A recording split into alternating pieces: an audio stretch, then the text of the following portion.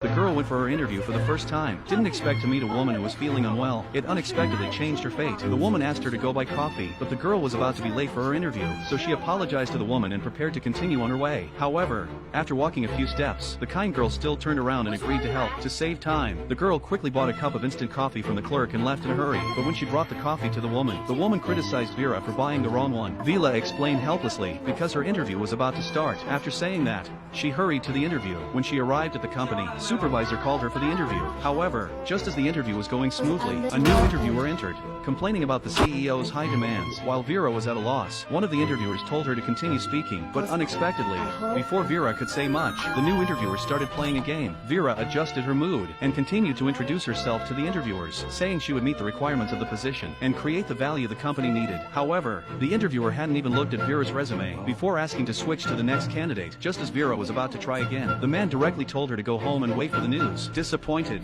Vera had hoped to show her best side, but it ended like this. However, she didn't expect that a few days later, she unexpectedly received an acceptance letter. The next day, Vera reported to the company, but the interviewer told her that she was assigned to the CEO's office. When she arrived at the CEO's office, she unexpectedly found that the woman who had asked her to buy coffee was actually the CEO of the company. The CEO asked Vera to be her assistant and told her that she had been on the elimination list before, but because of Vera's kindness that day, she was re-accepted. The next day, Vera came to work in the CEO's office. She organized the documents that the CEO needed in advance, while also remembering to bring the CEO a cup of coffee. But when the CEO arrived in the office, she just took a small sip of the coffee and then criticized Vera. The coffee still tastes awful. However, on the day Vera came to work, her colleagues started discussing her in the elevator. Want to know what happened next? Follow me. I'll be back soon with the rest of the story.